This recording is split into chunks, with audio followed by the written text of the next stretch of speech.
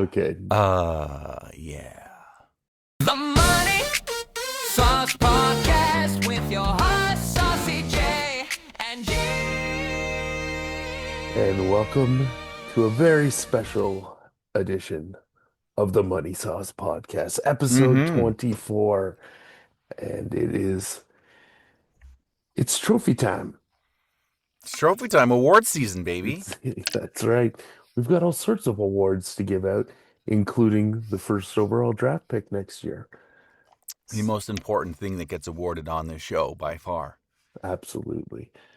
But as is always the case, we start with some breaking-ish news. The first piece of news this week is former Maple Leafs GM Brad Treliving, Pittsburgh Penguins executive Jason Spezza, and Kyle Dubas, the GM of the Penguins as well, along with Canada, or was announced by Hockey Canada's Senior Vice President Scott Salmond to be the management team to head up the 2026 IIHF World Hockey Championships.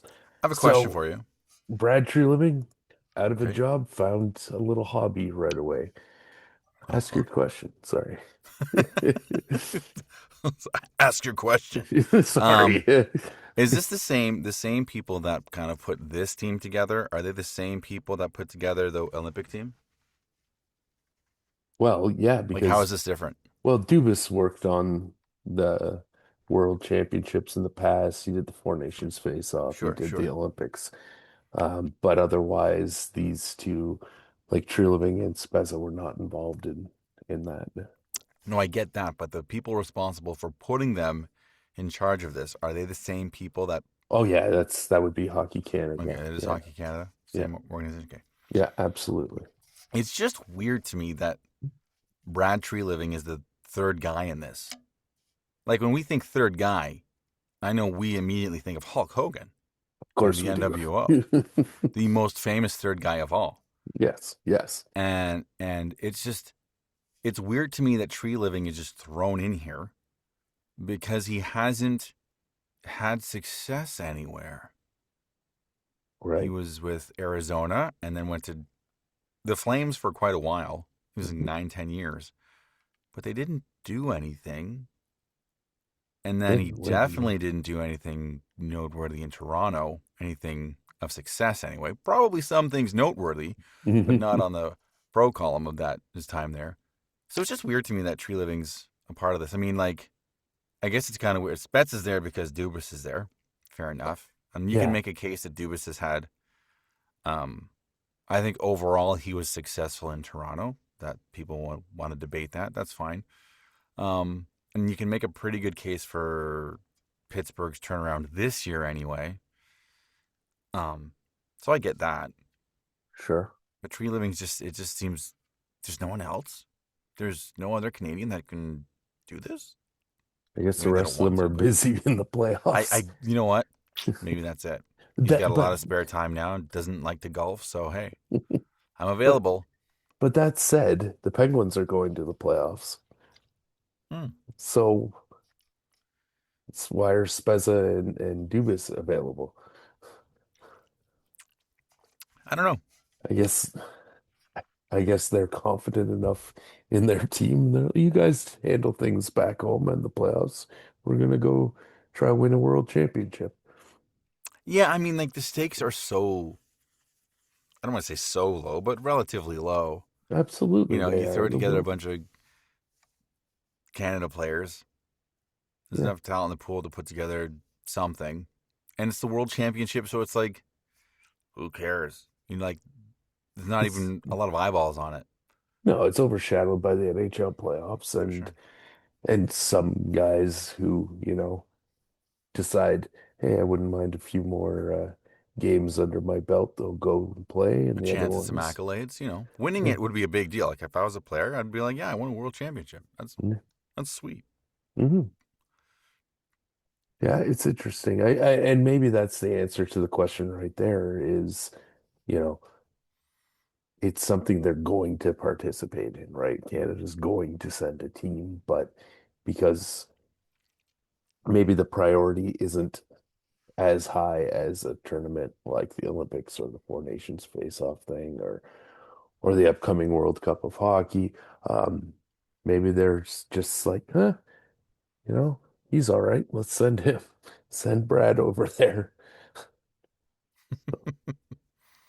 I guess.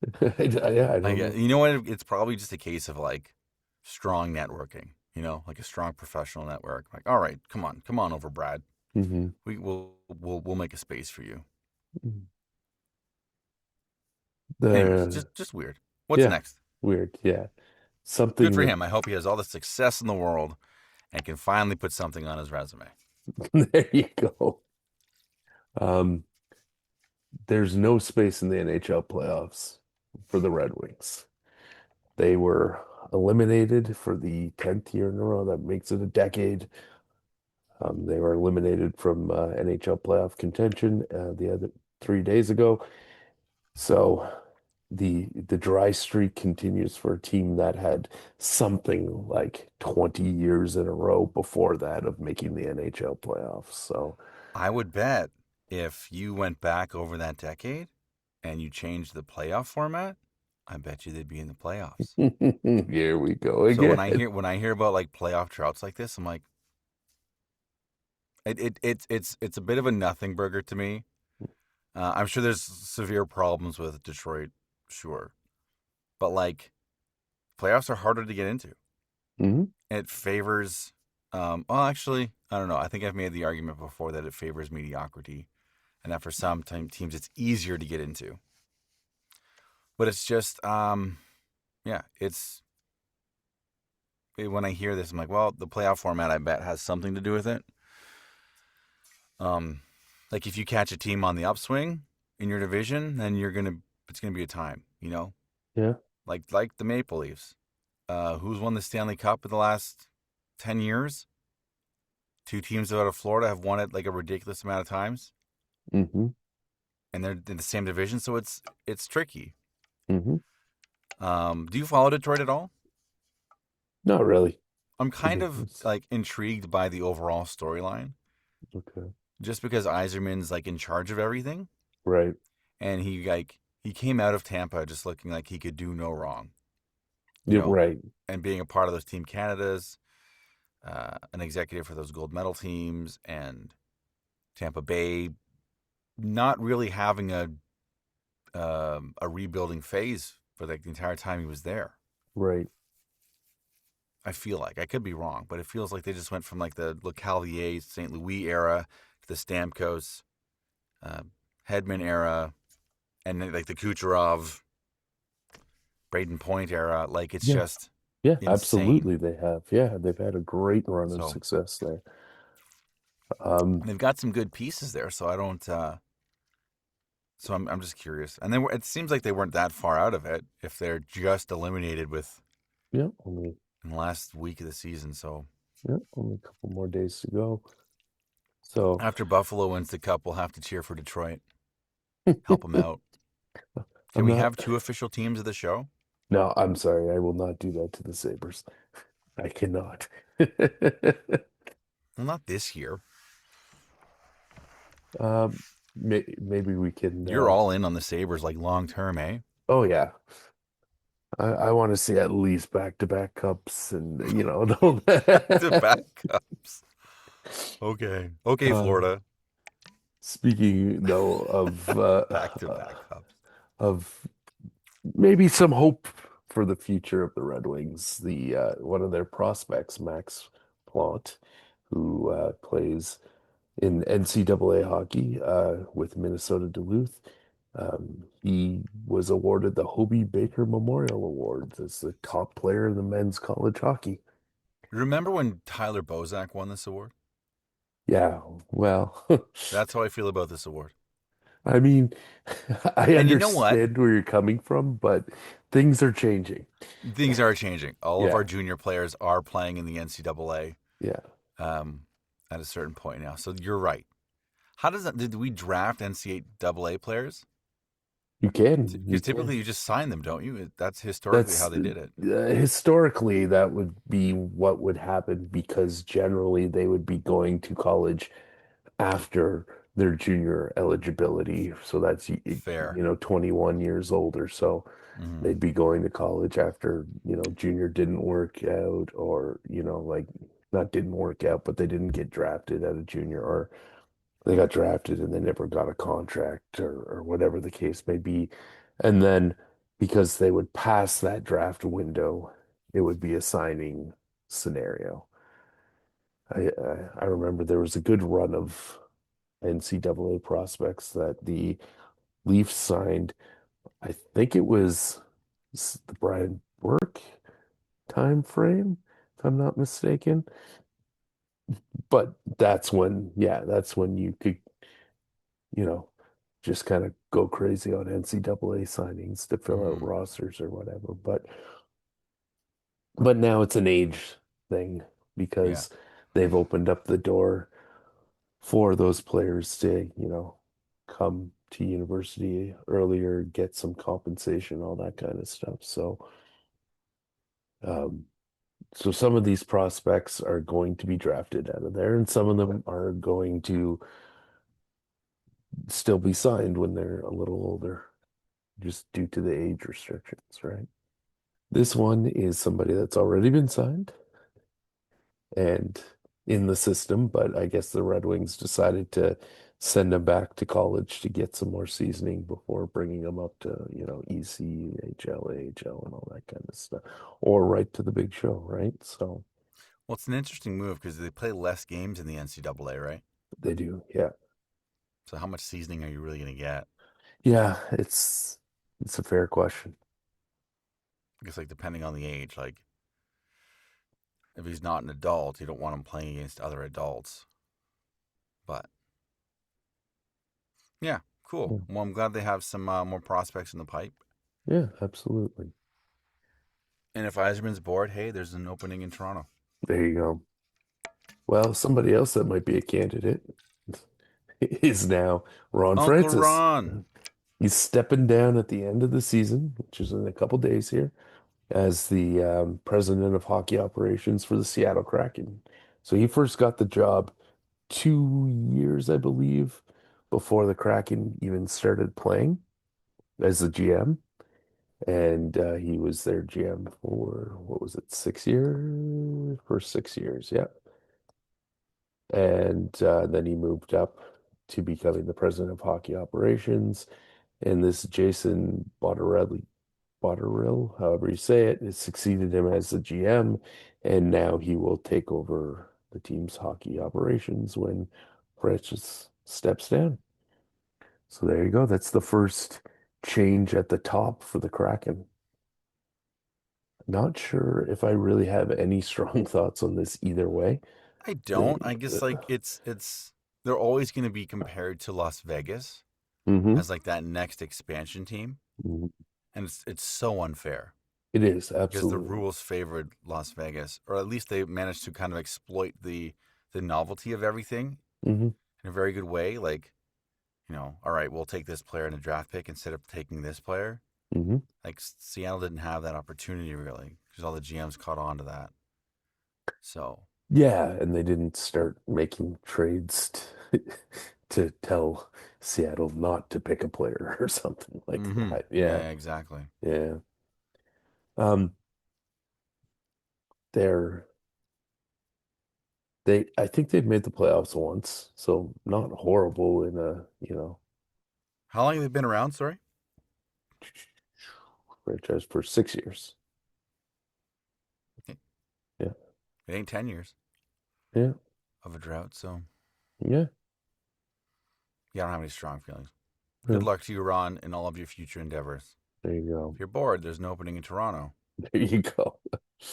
Speaking of that opening in Toronto, the Leafs and the Devils, who also have an opening, have been granted permission to interview the Florida Panthers assistant GM, Sonny Mehta. I did not have it on my bingo card that for this year that the hottest free agent the Leafs would be seeking would be a president or GM, or apparently, from what I've heard, they're not going to put a president of hockey operations in. It's just going to be a GM and Right. report right to Keith Pelly, which I think is a horrible mistake. Yeah, that's something Pelly decided when he came on board. But yeah, I agree. It doesn't make sense. But this is Mhm. it's an exciting pick. It's an exciting opportunity. Yeah. Because So he's an interesting guy, as you he were is an telling me interesting earlier. guy. Um, just to quickly explain that because I had no clue about all this, but he's relatively young as an executive in hockey. He's 48 years old, but his path to the NHL very unique. So post-secondary, he went to University of Miami to study jazz guitar and studio music. Wow. He moved to New Orleans after graduating and performed in various bands and all that kind of stuff. And I guess that never really panned out. And later he worked at the Chicago Board of Trade as a derivatives trader. That was Um, plan B. I guess so. Interesting. He then received a master's in data science at the City University of New York. And I guess the derivatives trader thing either wasn't keeping his attention or whatever. So in 2004, in 2003, he started playing poker as a hobby and turned professional in 2004. Um, so to facilitate that, he also moved to Las Vegas and he became a published author with other professional poker players, different books about poker. And he continued publishing those books until 2009. In that time frame, he decided, I like hockey. So he decided to do his own statistical analysis on NHL games. And he published articles about it on various blogs. Like there was an Oilers fan blog and some various blogs of that nature. Anyways, I guess that gained some attention. His and he got some work with the Phoenix Coyotes in 2010 as like a consultant. Um, I guess they didn't really have a term for it, but a stats guy in 2010. Um, so he only lasted there for a little while, and then he started with the New Jersey Devils in 2014 to serve as the director of hockey analytics. He stayed there until 2018. And then for a year or two, he helped start a full-time analytics department in the NHL, did some work for the Washington Capitals, and also did some contract work for six Major League Baseball teams. And then finally in 2020, the Panthers hired him as the vice president of hockey strategy and intelligence. And in Sounds like 2020, FBI or like yeah, CIA right. level operations. And then finally in 2023, he got promoted to assistant GM and head of analytics for the Panthers. So this guy has done it all. This seems like a movie straight to Disney Plus. Yeah, right. You know, like the guy's slaving away in his derivatives job, and his wife is just like, "Pursue your dream, honey. Go be a data nerd for hockey." And there's a montage of him going to get his master's or whatever, and then writing up blogs, submitting them, and then getting like poached by someone in Arizona. I don't know. Call me Disney. I'll help you write the script. There you But it's go. just that's a wild story. That's a fun story. It's crazy. And it's kind of like enticing to be like, well, like a professional poker player to be your GM.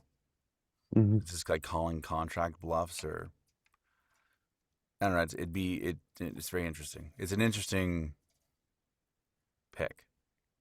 Absolutely. it's definitely a That hot kind of resume. pick, you know, coming from a team that just won a couple Stanley Cups and, Well, the that's it. data thing being the hot thing now too. Toronto loves our former Stanley Cup winners, This is true. just not our current ones Yeah. because we don't have any. Um, we'll see. He could easily end up in New Jersey as well. He's got a history with the Devils too, so we'll see what happens. But it certainly would be. I don't know where he puts the. I don't know what the word is. The interest, the whatever you want to call it, for being potentially being the guy that comes and finally solves the Leafs' problems and gets them to the Stanley Cup. You know what I mean? Like, is this a guy that is a huge hockey fan and figured out how to make the stats work because of his fandom? Or was he's clearly a sharp guy, right? Like, he's had success as a poker player. He's had this career trading derivatives. Like, he's written books that have sold. Like, he's clearly intelligent. Is he a sports guy? Would he understand the significance of getting the Maple Leafs over the hump? Or would he just go to the highest bidder? You know what I mean? Is that even a factor? Obviously, you Like don't if he's have the enticed by the answers. challenge of winning with the Leafs, Yeah. of building something for an original 16 that's has a miserable fan base because we haven't won, and Mhm. I wonder yeah, if that entices him, is what I'm getting at. Yeah, yeah. I agree. It's hard to know without knowing the guy personally. for sure. The Devils are probably, you've got to think, are closer to Yeah, being something I do. again, with their pieces rather than the Leafs who are blowing every, he would be starting from scratch, and this would be his team until like Keith Pelly kind of like sides in on like, hey, I was here too, guys. Remember? Yeah, um, yeah, I don't know. It's there's interesting. You hope literally so. You no way hope to that answer that question, of course, but um didn't we? I think we did. okay. Nailed it. What's next? Quick look at the bottom here. The Maple Leafs are sitting in fifth last in the NHL. We have tonight's games and tomorrow night's games. We made it, Well, the draft lottery hasn't happened yet. but we're so close. So it's very, very possible that that first round pick remains in Toronto and Wow. doesn't And go to everyone's got Boston how many until games next left? year. We've only got one game left. One Everyone around game. us has two. Uh, The So if Blackhawks and Calgary Rangers wins have one. twice, that's four Calgary. points. Yeah. So, So we really just don't. It's only like between us and Seattle, yeah. 5 and 6. Okay, And then whatever movement happens with the draft lottery. right. hmm But things are looking positive for the Leafs right now in that regard. And wouldn't it be nice for the Toronto Maple Leafs to not, give up a significant draft pick to the Boston Bruins again? Well, if they don't this year, they have to next year, right? Yeah, but if they have a much better year next year, Yes. that first round Yes. pick is not worth as much, right? Yes. So, 100%. which You is definitely all. want something out of this nightmare year hmm for sure. And that will, Is it a deep draft class? Maybe that's another episode. off the top of my head, I don't have that answer for you, but we can definitely look into that in the future. I feel like if it was, we'd know by now. hmm Fair enough. How about how things went this year? It's time to put on Ooh. our ties and suits and start giving out some awards. All right. First award, Is there a we drum know. roll? Is there a? You're just gonna read off names. Seems anticlimactic. um, Well, let's hand out the Pond Hockey Cup. well, we already did that last week, so Checked off the list. See, congratulations, we're rolling right along. congratulations again to Paul, Congratulations, the Paul, the champion of the PHL. on your four-time championship. Fourth time. Okay.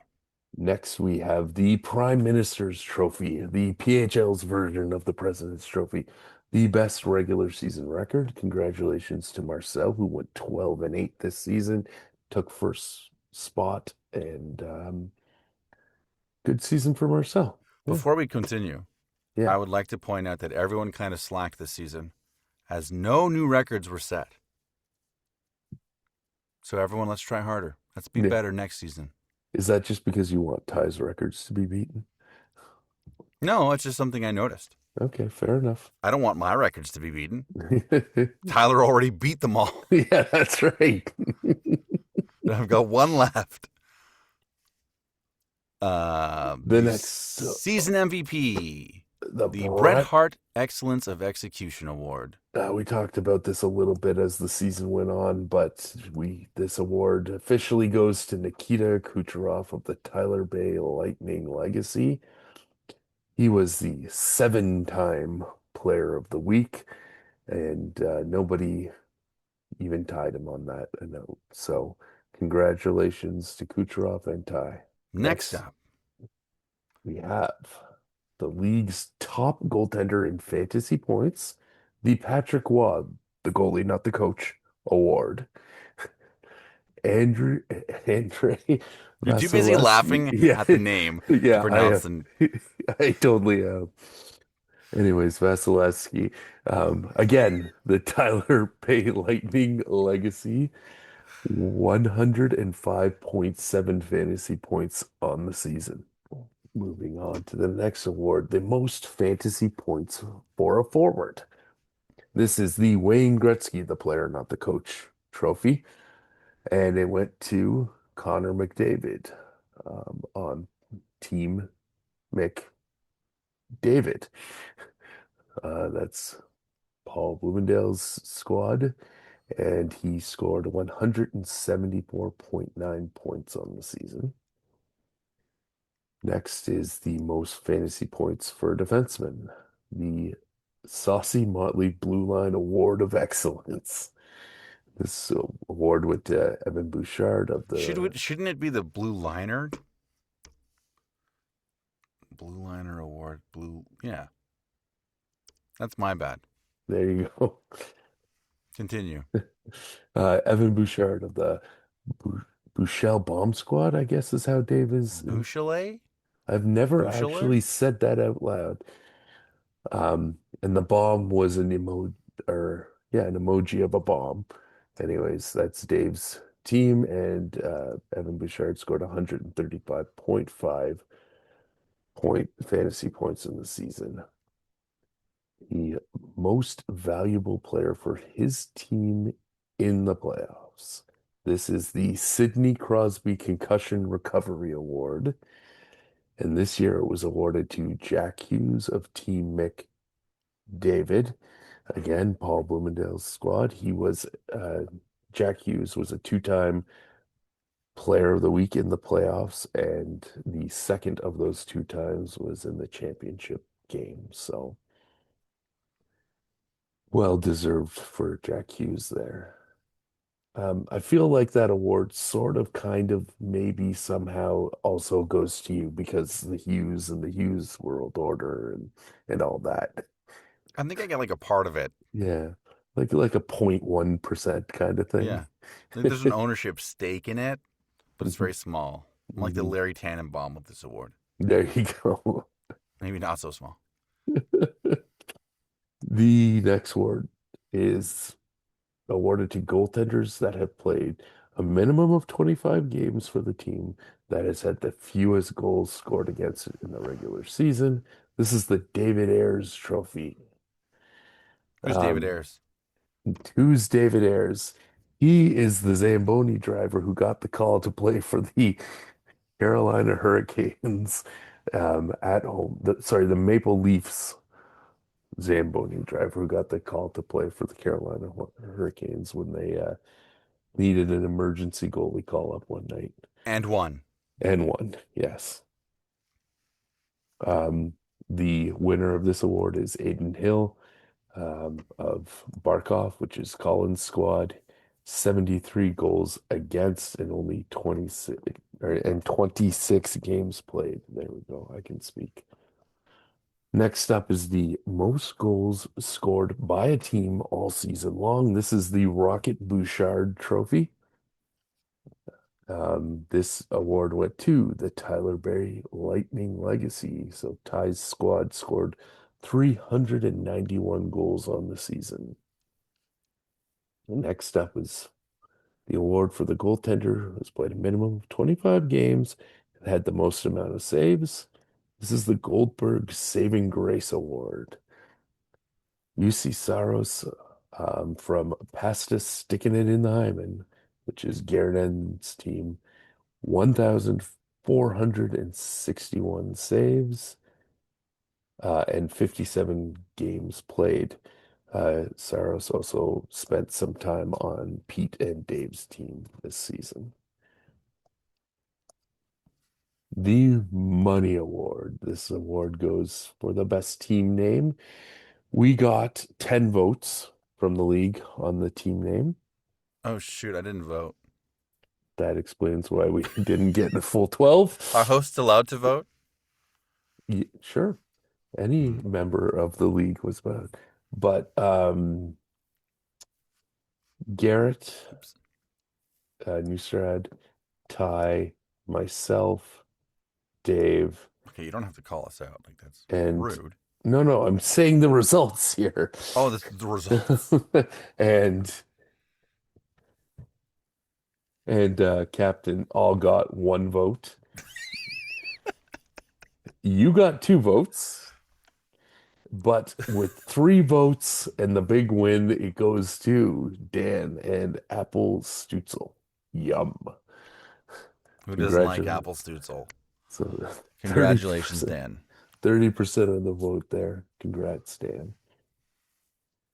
Next up, we're giving out the Goose Egg Award. This is the goaltender who's played a minimum of 25 games and has the highest amount of shutouts.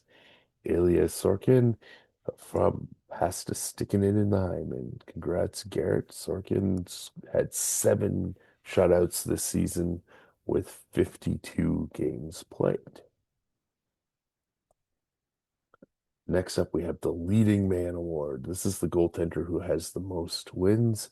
We're going back to Vasilevsky from the Tyler Bay Lightning Legacy, 37 wins on the season. Next up, we have the Ted Mosby Architect Award. This goes to the team with the most players that appeared on the top 5 lists. And those top 5 lists are the lists that we reviewed in episode 23. So Go back and listen. yeah, you Don't read forget my to like mind. and subscribe. If you haven't listened, what are you doing, first of all? But second of all, go There's pause only right 10 of you now. guys. Come on. Go Go listen. back, listen, come back, you'll understand this award. There was a tie for this one. A So tie like Tyler tie? He's no, got a few already. yeah. Nope, we had 2 teams win it. Tie. Correct. Okay. Congratulations to you and Marcel, the Hughes World Order and the Rusty Stank Ovens. Both had 4 players that appeared on their top 5 lists. Is the award a blue French horn? Absolutely it is. The next award is the Diamond Cutter. And this is the team with the latest draft pick who had a player appear on those top 5 lists from episode 23. And that player was Jeremy Swayman of Chips Ahoy. That's Rick's squad. So Rick drafted him in the 7th round of our draft, and Now the he's seventh round is actually the 14th round. right. Okay. Yeah. And that's 84.9 fantasy points on the season. In memorial of the very famous Apple Factory, we bring to you the Apple Factory Memorial Award. This is the most assists by a team. This award went to Team McDavid, Paul Bloomingdale's squad. Every time you say that, I know you're reading the ellipsis, but it sounds like Yeah. you can't read his name for some reason. Paul's squad had 689 assists on the season. And we're going to figure out the next award. It's the Shoresy Award. Most Shorzy. penalty minutes by a team. We had a tie here as well with myself and Garrett N. Both of our squads had 742 penalty minutes. What's the odds on a team tying for that stat? Pretty low, I'd say. Anyways, Garrett, happy to share this award with you, man. Next award is the He-Man Award, most power play goals by a team. Again, Chips Ahoy, that's Rick's squad. 106 power play goals on the season. Do you want to explain why we called it the He-Man? Please go ahead. I feel like I'm hogging all day. I have the power. That's it. Fantastic. That's my voice acting for you right there. There you go. That's free. Awesome. Next up, we have the Zorko Award. This is the leader in power play assists by a team. Once again, Team Mick David picks up the award. Paul Bloomingdale, 228 power play assists on the season. The Shorty, most shorthanded goals by a team. This one goes to the Tyler Bay Lightning Legacy. Congrats, Ty. The team scored 16 shorthanded goals on the season.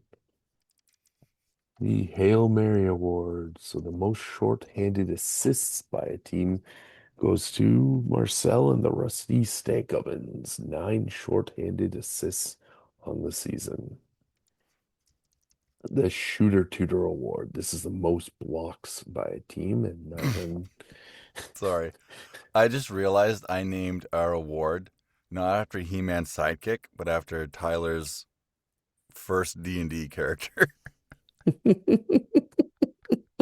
It's too late to change it now. Too late. Too late. Oh man. I just Fantastic. like that name so much. It's stuck in my mind. There you go. Amazing. The most block shots by a team, that goes to my squad. 1,284 block shots. Frank the Tank Memorial Trophy. This one is the longest winning streak. Congratulations to Ty on the Tyler Bay Lightning Legacy, winning 8 games in a row this year. Next up, we had the skid mark. This is the longest losing streak of the season. Congrats. No, sorry to I don't know. to Pete and the Blue Line Revolution. For They had tanking, it's a job well done. absolutely 13 losses in a row. The next one is the Captain Fuckhead Award, awarded to the team whose season went the most upside down, as indicated by the amount of losses acquired. We had a tie. Congrats, I think, again to Pete and Captain. You've, I guess, if someone's gonna win it, it's appropriate that the captain won it, I guess, considering its name. And then we round things off with the Ivan Drago I Will Break Him Award. So this award goes to the team who had the largest margin of victory and possibly killed his opponent's confidence for the week. This one goes to Garrett Neustrad and passes sticking it into Hyman. In week 7, they scored 47.3 points versus, I guess, the Slagolskis, which would be captain's team. Not just against them, but that was the The margin difference. of win, Yeah, right? Yeah. the margin of win. Sorry. Yeah. And that is the 2025-26 PHL Awards. Congratulations to all of our winners and even our losers. We love you all. Absolutely. And I guess now is the moment we've all been waiting for. The draft lottery. So, in Now, this needs some context because every year people accuse Jeremy of it being rigged. absolutely. I am one of those people. Yes. Yes, you are. So I am very happy we're doing it live ish in living color. In living color. Everyone, so just to clarify the way the draft lottery works, and we've done this for the past few seasons, is we for a couple seasons we were doing a draft lottery with a weighted draft lottery with every single team in the league, and um, they would each get a certain number of balls in the draft, and the lower you were in the standings, the more you got. What we found was happening is there were some teams that were higher up in the standings that ended up with a much higher pick than they should because of the randomness. Jeremy's team. More specifically, though, I remember there was two scenarios where Captain was in, like he had made the playoffs, but ended up getting like knocked down a couple spots than where you would have assumed he would have been. So he got a worse pick? He got a worse pick a couple years in a row.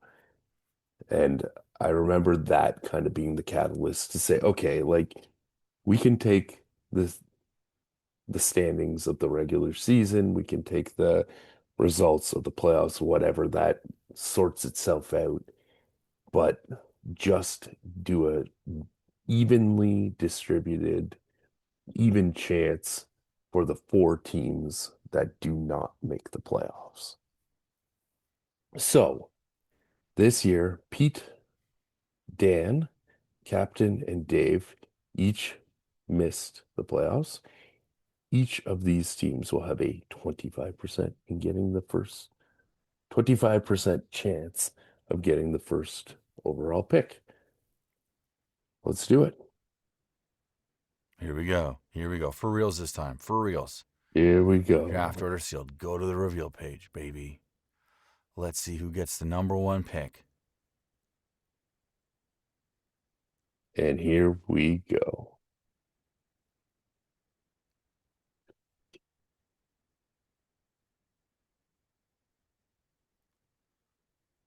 Yeah, here we go. Tap to reveal. 4th overall pick is Dan.